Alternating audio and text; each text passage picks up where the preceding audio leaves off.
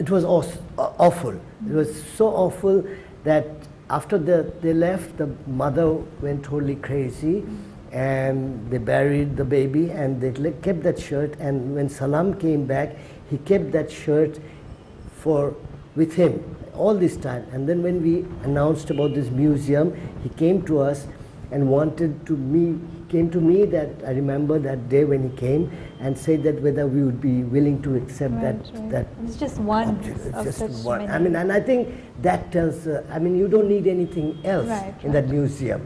I mean, if you just can do a museum with that shows the bravery of the Bengalis, the brutality of the Pakistan army, and our struggle for the liberation. And also to attract a lot of young audience to your museum, I'm sure you had to take a lot of innovative steps. Would you like to tell us about some of the stuff that you did? We have this program that we started in '97. We opened the museum in '96, in '97, because the whole purpose of this museum is to reach out to the new generation so that they understand what the spirit of liberation struggle was, why did these people fight, and how we can move forward. The purpose of the museum is not to take us back, but to move us forward. We get the strength from our struggle for freedom. So it's the new generation who will understand that and will take the country forward. And to do that, we have introduced this outreach program back in '97, whereby we bus in all these school students and they visit. This is a 3-hour program. We have made a special documentary with original footage from those days, and they see that 20 minutes video, then they see the museum, and then we have a little interaction so that they can talk about what they have seen. If they have any questions, they can ask us, or ask any of the freedom fighters who are there. And also, freedom fighters actually stay there. Yeah, we try to invite them during that time, because they're still alive. So while they're there, we might as well, have these people, it's a younger generation, talk to them.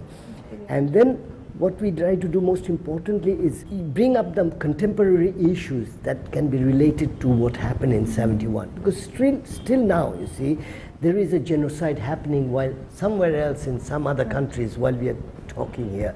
So these are the things that awareness must come with the new generation. So that's how we can really not just say never again, but make sure that is implemented, that atrocities, the crimes against humanity, all those big slogans that we use, how can we implement and that it really never happens again, and how we can move our country forward.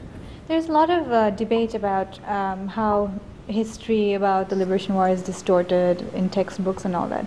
So what role do you think the museum or your involvement or your friends who are still working? That's why we made a very important decision in our trust, that what we use in our museum are interpretation of its own. When you have a picture, we just give a title of what the picture is all about. We do not interpret what it is, because everything tells. I mean, the history is still alive of '71. We do not want the distortions, because when you start interpreting what that picture is or what had happened, you don't need to. The facts are there. We just are trying to bring the facts out. That's why our history ends on 16 December 1971 when we won the liberation.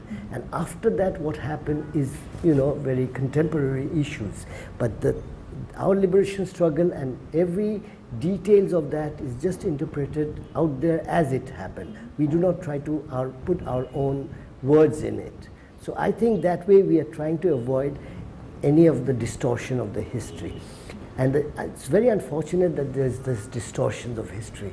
I mean, when we started the museum, you'd be surprised to know that even that Indian army was our ally, that our friends, they are the ones who helped us, and the Indian government helped us, was even denied. People would be ashamed to say that. I don't know why.